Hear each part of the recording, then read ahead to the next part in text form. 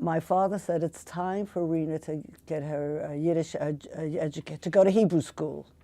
And this was at night, and my bedroom was behind my parents' bedroom. And I heard them discussing me, which really surprised me because my sister and brother were really more paramount. They were older, they were achieving more things.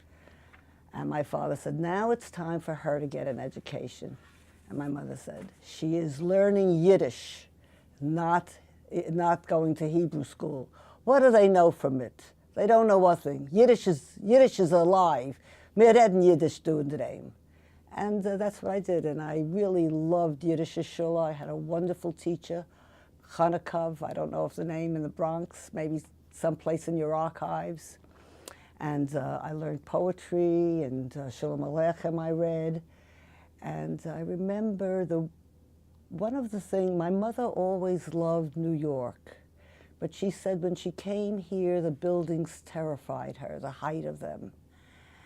And then I read Shalom Aleichem, and he said, and we wandered through, and I look up and see the blue ribbon that was the sky.